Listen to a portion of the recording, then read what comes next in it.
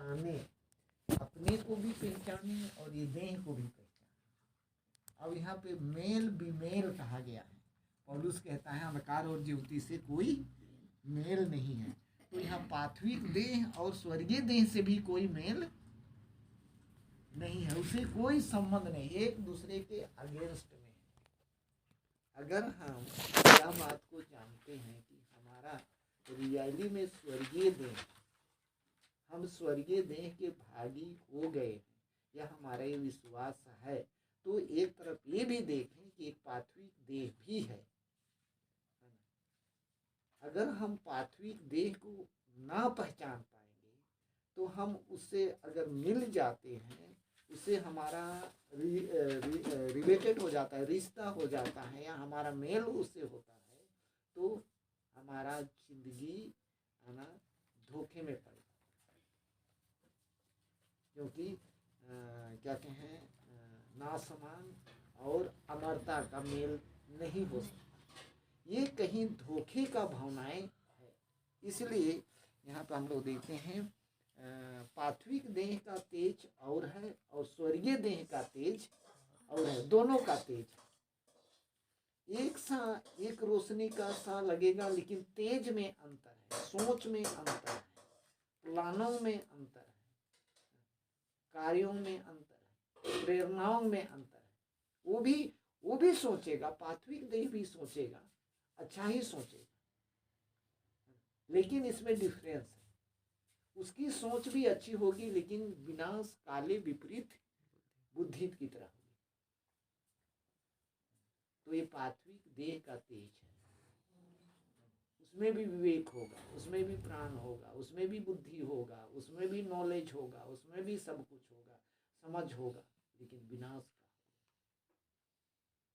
तो यहाँ पे लिखा है परमेश्वर है ना, परमेश्वर हर व्यक्ति को अपनी इच्छा अनुसार देह दे दिया है। मनुष्य का देह और है, स्वर्गीय देह और है, पार्थिव देह और है, पक्षियों का देह और है, मछलियों का देह और है ना, जानवरों का देह और है। फिर आगे क्या लिखा है, सूर्य का तेज और है और चांद का तेज और है और तारागणों का तेज और है, क्योंकि एक तारे दूसरे तारे के तेज में अंतर है। मुर्दे का जी उठना भी ऐसा ही है। हाँ, अब यहाँ पे लिखा है सूर्य का तेज और है, और मान लो जैसे चांद का तेज और है, तारों का तेज और है। एक तारा से दूसरे तारा का तेज में भी डिफरेंस है, एक सा नहीं है। परंतु ये सब चीज को समझाने का एक पौलुस का एक तुक था कि मुर्दे का जी उठना भी ऐसा ही है। अब मान लो तेज में, रोशनी में प्रकाश अंतर दिखाया गया है। एक जगह कहा गया है कि नाश होने वाले, अर्थात हम व्यवस्था के अनुसार देखते हैं, नरक कुंड में जाने वाले का भी पुनरुत्थान होता है। अब यहाँ लिखे तो इसलिए पुनरुत्थान हुआ है क्योंकि वो विनाश के लिए उसको उठाया है ना। अब पुनरुत्थान तो उनका भी हुआ है ना। तो कैसे पुनरुत्थान हुआ है, नाश होने वाला वो देह है, देह है। फिर हम इस बात को हम लोग देखेंगे कि जैसे परमेश्वर ने एक बातों कहा कि अच्छे दाने को अपने भंडार में रखता है, अच्छे दाने को अपने भंडार में रखता है, और अपने कार्य में, अपने यूज के लिए जैसा भी हो उसको रखता है। और जो अच्छा दाना नहीं है उसको भी कहीं इकट्ठा करता है, लेकिन किसी के लिए उसको रखता है, गाय के लिए और चीज़ के लिए, जलाने के लिए, किसी चीज़ के लिए उसको रख देता है। इसलिए यहाँ पे जो कुछ भी यहाँ पे कह रहा है जीव उठने की योजनाओं को, तो यहाँ पे पार्थिव देह भी जीव उठता है, लेकिन उसका तेज में अंतर है। स्वर्गीय देह का भी पुनरुत्थान हुआ है, परंतु उसका तेज अलग है। जी उठने का एक प्लान को बताया। फिर आगे क्या लिखा है, शरीर नाशवान दशा में बोया जाता है और अविनाशी रूप में जी उठता है। हाँ, अब यहाँ लिखा है नाश समान दशा में इसको बो दिया गया, अर्थात हमने विनाश की दशा में, मर जाने की दशा में या विनाश की दशा में बुराई के लिए अपने को खत्म करने या विनाश की परिवेश में हम लोगों ने अपने को बोया है। अगर हमने ऐसा बोया है नाश के लिए, तो यहाँ लिखा है ना, जो हमारा पुनरुत्थान होता है वो क्या चीज के लिए? अमरता के लिए, बिना नाश होने वाला के लिए। अब यहाँ पे हम लोग देखते हैं एक दो, अब हमारा देह एक स्वर्गीय देह है या पार्थिव देह नहीं है, एक अलग देह है। अब हम लोग इस देह का प्रारूप या विचार और भाव को हम लोग देखेंगे तो थोड़ी देर, जैसे यहाँ पे हम लोग देखते हैं, जैसे देह में मान लो किसी की मौत हो जा रही है, जैसे उसकी मौत हुआ तैसे मान लो जैसे क्या कहें, एक पार्थिव देह उसके लोगों के सामने दिखेगा, लेकिन जैसे उसकी मौत होता है इस साधारण मौत में, तो वहाँ पे एक देह और होगी जो उसके लिए फिर एक नया देह होगा, नया देह होगा।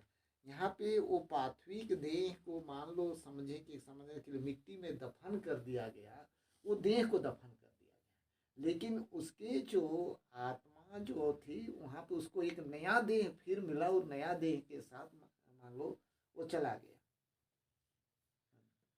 तो यहाँ लिखा है थोड़ी देर वो नया देह के साथ इस भूमंडल में काम कर रहा है। क्या हम आँख से देख सकें?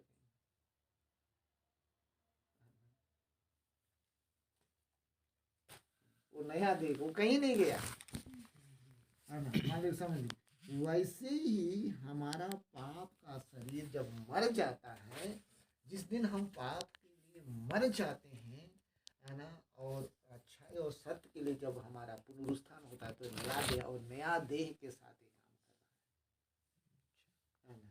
आज हम लोग जिसको हम लोग सिद्ध बोल रहे हैं, तो आज हम लोग जाने कि हमको एक नया देह मिला है ना, और ये नासमान देह नहीं है ना, ये एक देह, नया देह मिला है। अगर इस देह की एक देखा परमेश्वर इसको विनाश की दशा में अगर बो भी जाता है, तो वहाँ पे हमारी एक पार्थिव एक जो ये देह रहेगा, लेकिन हमें एक वास्तविक ईश्वरीय तत्व कहें, यहाँ पे पुत्र की तरह, सिद्ध पुत्र की तरह हमको काम करने के लिए यहाँ वर्ग दे।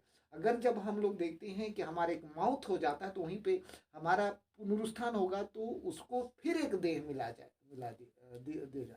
वो यहाँ पे हम लोग देखते हैं ना, परमेश्वर की तरह होगा। तो ये देह मसीह की तरह है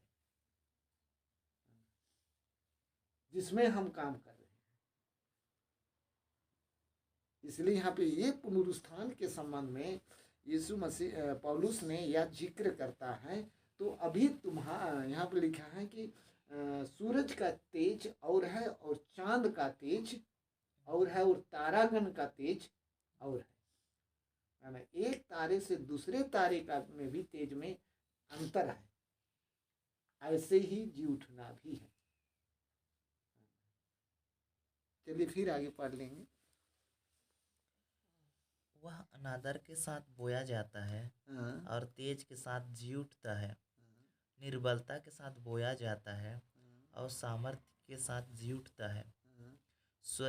स्वाभाविक देह बोई जाती है और आत्मिक देह जी उठती है। बस यहाँ पे तो यहाँ लिखा है कि जैसे हम लोग कई बार देखते हैं कि ना, पाप का शरीर मसीह के साथ क्रूस पर चढ़ाया गया, स्वाभाविक देह बो दिया गया।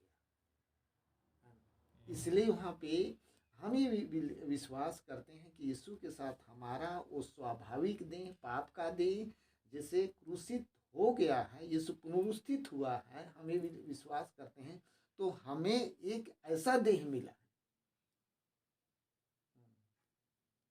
अब यहाँ पे ये देह के संबंध में कहें कि एक बातों को हम लोग कहें कि प्रभु का ये अपना घर है, प्रभु का अपना घर है। ये घर में वो आना चाहता है, हम द्वार खोलेंगे ही नहीं। ये पवित्रता का घर है, पवित्रता के लिए हम जीवन खोलेंगे ही नहीं, है ना, खोलेंगे ही नहीं। तो फिर यीशु मसीह कहेगा कि मैं तो आया था लेकिन तुमने खोला ही नहीं, ग्रहण ही नहीं किया, इस पवित्रता को स्वीकार ही नहीं किया, धारण ही नहीं किया, क्योंकि तुम पवित्र लोगों के साथ रहना ही नहीं चाहते हो, धारण नहीं किया।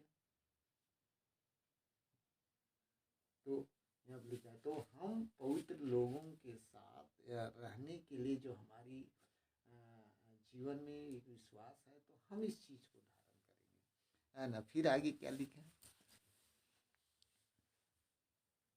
स्वाभाविक देह बोई जाती है और आत्मिक देह जी उठती है। जबकि स्वाभाविक देह है तो आत्मिक देह भी है। ऐसा ही लिखा भी है कि प्रथम मनुष्य अर्थात आदम जीवित प्राणी बना और अंतिम आदम जीवनदायक आत्मा बना। परंतु पहले आत्मिक ना था पर स्वाभाविक था, इसके बाद आत्मिक हुआ। प्रथम मनुष्य धरती से अर्थात मिट्टी का था, दूसरा मनुष्य स्वर्गीय है। जैसा वह मिट्टी का था वैसा ही वे भी हैं जो मिट्टी के हैं, और जैसा वह स्वर्गीय है वैसा ही वे भी हैं जो स्वर्गीय हैं। अब यहाँ पे हम लोग देखते हैं कि जैसा पार्थिव है वैसे पार्थिव देह है, नाश होने वाला देह है, तो वैसे ही जो विनाश नहीं होने वाला भी देह है। तो यहाँ लिखा है जैसे प्रथम मनुष्य पहला व्यक्ति है ना, हमारा पुराना मनुष्य तत्व, पहला व्यक्ति पहला आदम, और दूसरा हमारा आत्मिक मनुष्य तत्व ये दूसरा आदम। जैसे यीशु मसीह के संबंध में ही इंगित करते हुए कहा कि पहला आदम मिट्टी का था, दूसरा आदम स्वर्गीय है।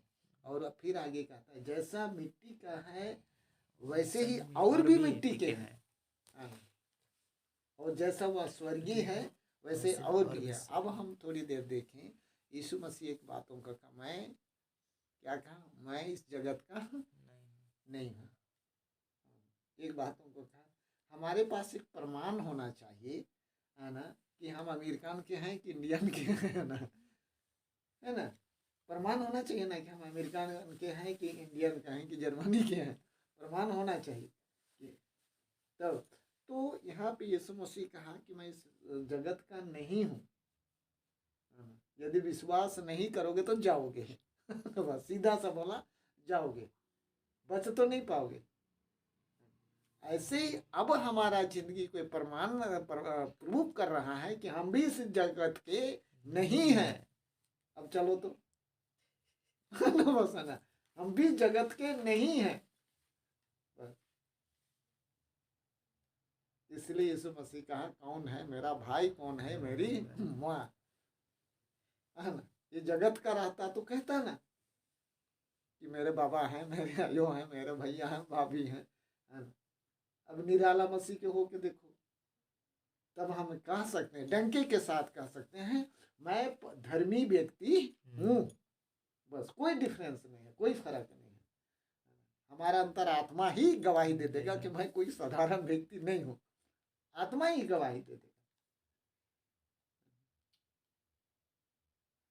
ये है।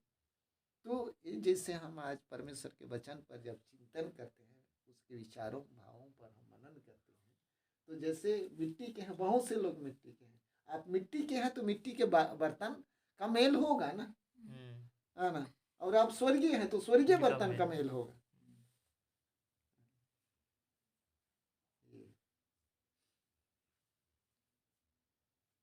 तो आज हम लोग अपने जीवन में इस बातों को मनन या चिंतन करते हैं, विचार करते हैं। जब भी बाइबल जब हम पढ़ेंगे, जो भी जैसे भी, उस समय दो ही भाव दिखेगा।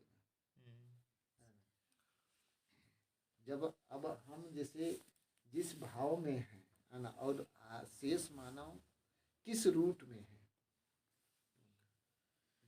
अंतर इतना ही डिफरेंस।